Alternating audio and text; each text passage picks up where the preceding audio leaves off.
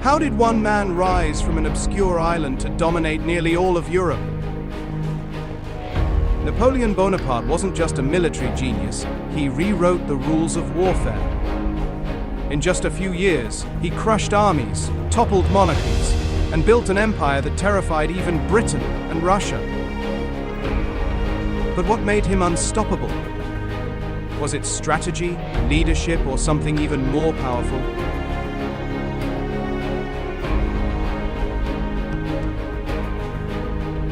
Let's break down why Napoleon was able to conquer Europe.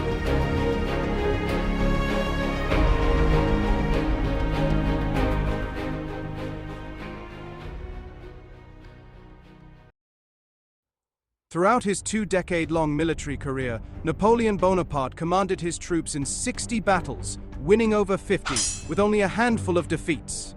And even those defeats mostly came in the later years, when the French army was already badly depleted from the disastrous Russian campaign, often leaving Napoleon outnumbered and stretched thin.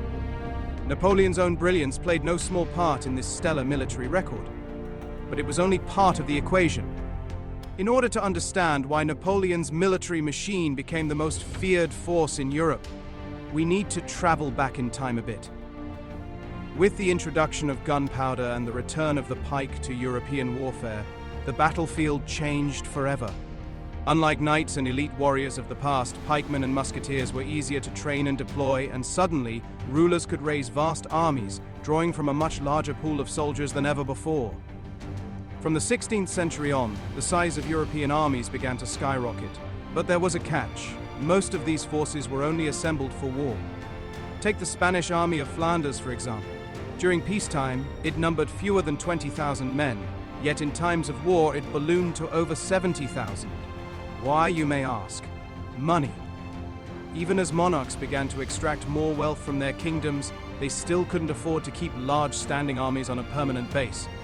Yet, as the 1600s progressed, Europe's crowned heads and their ministers grew better at exploiting the resources of their kingdoms, allowing them to maintain larger standing forces.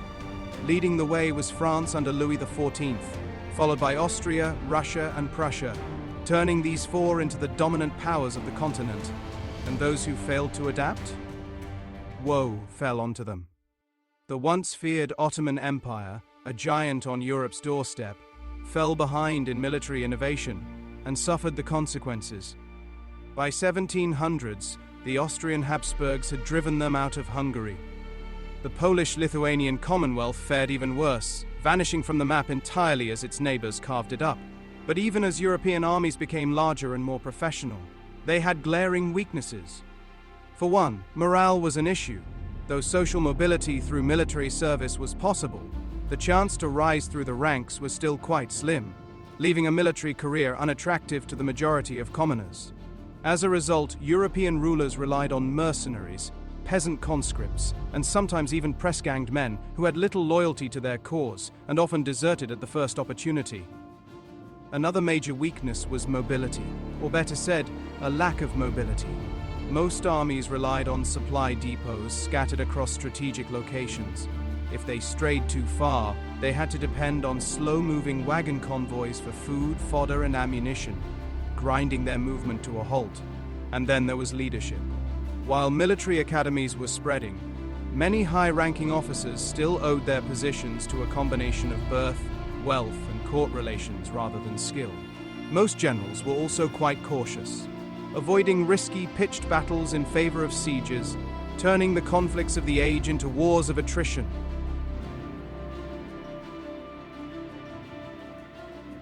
By the end of the 7 Years' War, the flaws of the old system were obvious. In France, a country humiliated by its military failures during the 7 Years' War, voices for reform were especially loud, and military thinkers like Guibert, Bourset, and Gribeauval called for sweeping changes.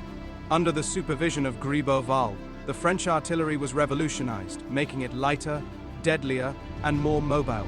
But the biggest transformation came not from careful planning, but from chaos.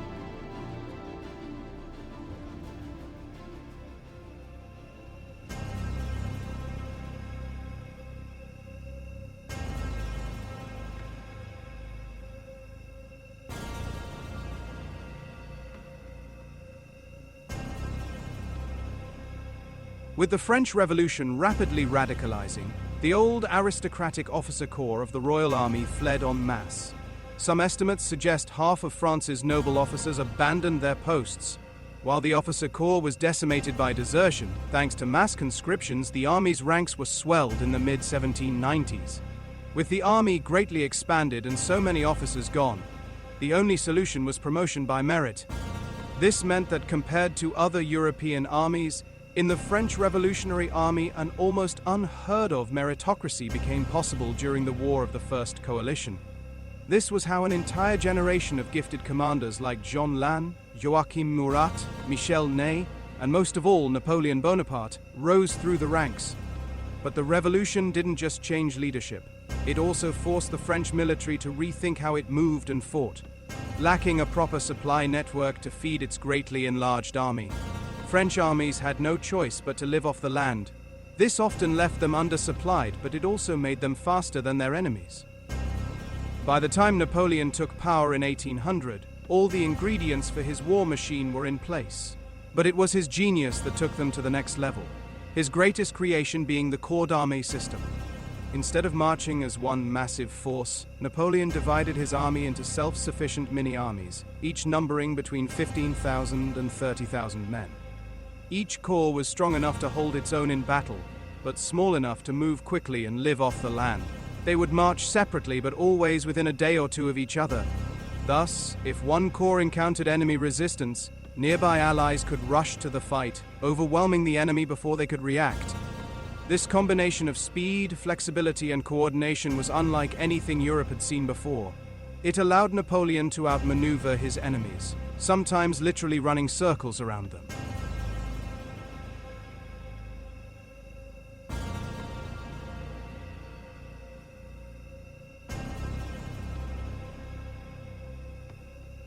By the time he crowned himself emperor, Napoleon commanded a force no single European power could face alone, least of all Britain, his most relentless enemy.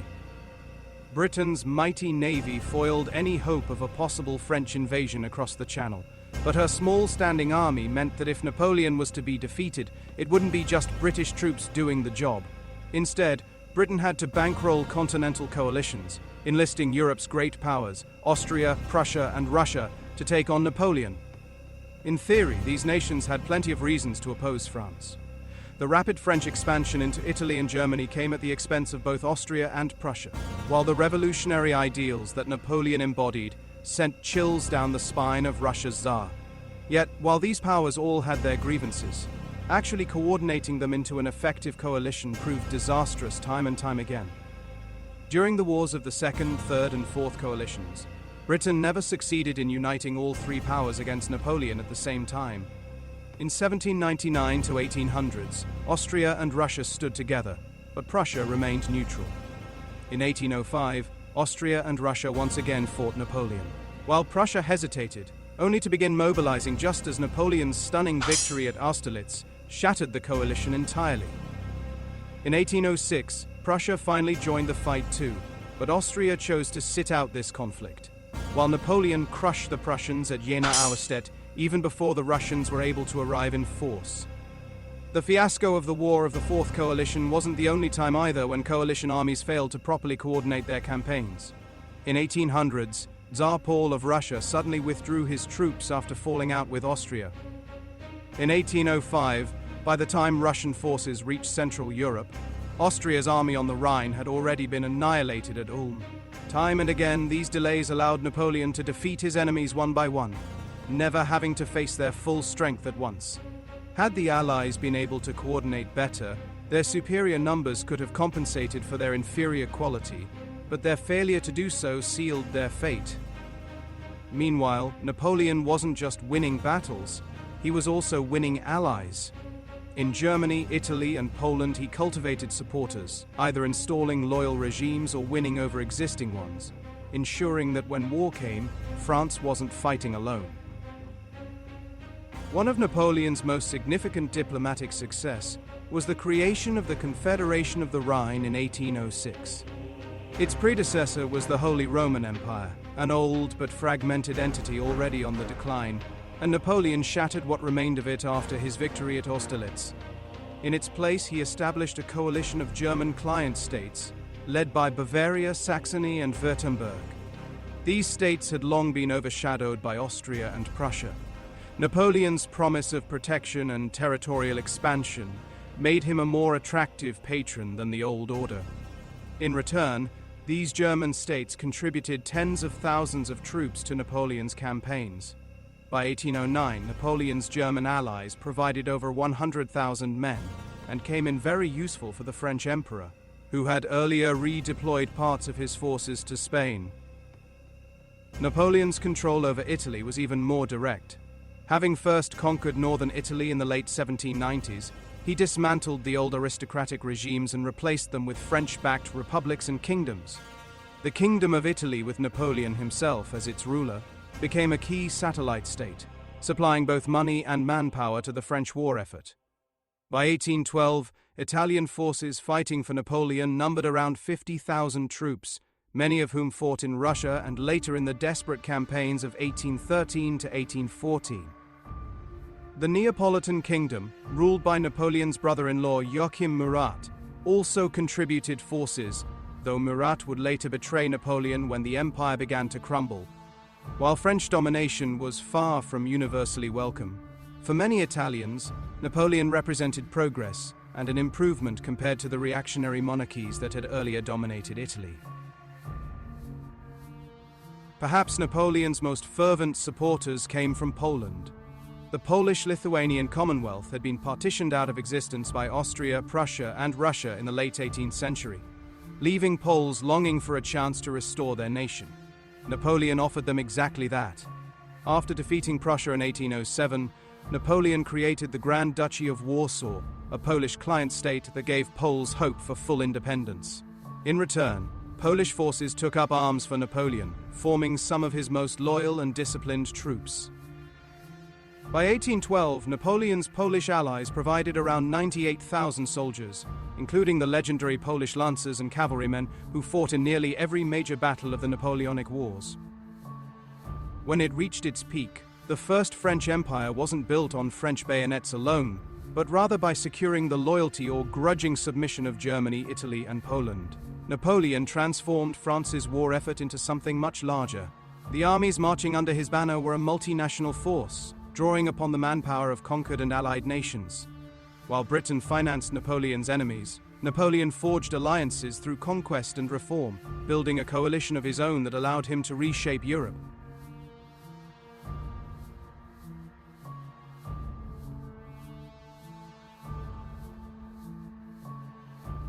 The previous factors all played a role in Napoleon's success, but it would be unfair to downplay the emperor's own talent for command. His record speaks for itself. The emperor's win ratio was higher than any other French commander of the era, and that was no accident. During his prime, Napoleon was a workaholic par excellence, often working 16 to 18 hours a day, absorbing intelligence reports like a machine and formulating countermeasures at lightning speed. He could process vast amounts of information and exploit enemy weaknesses in ways his opponents simply could not. And nowhere was this ability more brilliantly displayed than during the War of the Third Coalition, and especially at the Battle of Austerlitz, his greatest victory.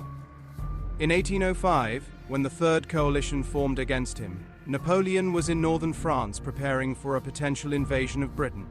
Due to the dominance of the British Royal Navy, an actual invasion was already a rather remote possibility only.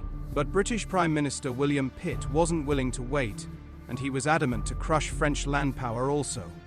To this end, he rallied Austria, Russia, Sweden, and Naples to form a new anti-French coalition and launch a massive four-pronged assault against France and her allies. The plan was ambitious. While smaller forces struck in southern Italy and northern Germany, Austria's Archduke Charles would invade Lombardy with 90,000 men, and the main Allied army, a joint Austro-Russian force, would cross the Rhine and push into France itself. But Napoleon wasn't about to sit back and react. He moved first and turned the coalition's strategy against itself. Rather than spread his forces thin to defend everywhere, he focused his strength where it mattered most, the Rhine.